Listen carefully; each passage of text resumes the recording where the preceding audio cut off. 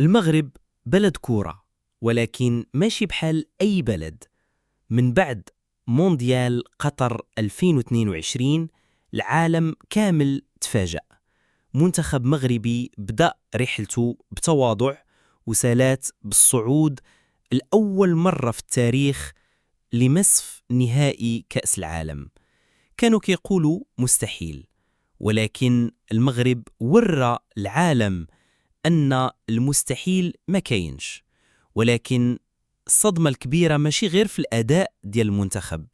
العالم تفاجأ من الجماهير المغربية اللي سدات الملاعب في قطر.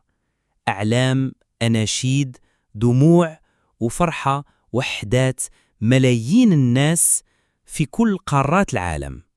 رئيس الفيفا شخصيا قال: المغرب عطى صورة جديدة لكرة القدم، بلد إفريقي ولكن بتنظيم عالمي.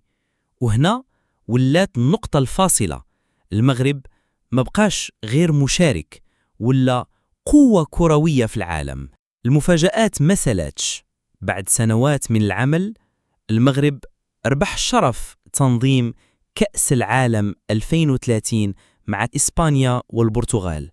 رسالة واضحة: الفيفا اليوم كتعترف بالمغرب كبلد قادر ينافس أقوى دول العالم في التنظيم والبنية التحتية، ملاعب حديثة، طرق ومواصلات عالمية، أجواء كروية أسطورية. المغرب قدر يصدم العالم مرة أخرى، هاد المرة ماشي غير بالكرة، ولكن بقدرته ينظم حدث عالمي بحال المونديال.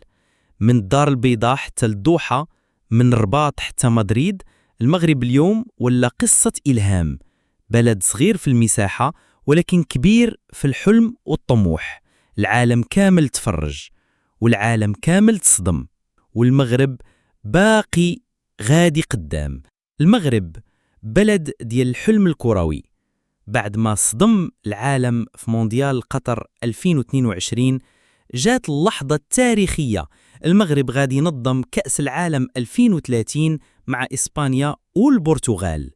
قرار اللي صدم حتى رئيس الفيفا، وقال: هاد التنظيم هو اعتراف عالمي بالمغرب كقوة كروية وتنظيمية. هاد شي ما جاوش بالساهل. المغرب ترشح من قبل عدة مرات وتواجه بصعوبات، ولكن هاد المرة العالم كامل شاف التطور. ملاعب حديثة بمواصفات فيفا، طرق ومواصلات متطورة، تجربة تنظيمية ناجحة في كأس العالم للأندية وكأس إفريقيا للأمم. طنجة، الرباط، مراكش، أكادير، كازا، كل مدينة مغربية غادي تولي مسرح عالمي، غادي يستقبل آلاف الجماهير من كل بقاع الأرض.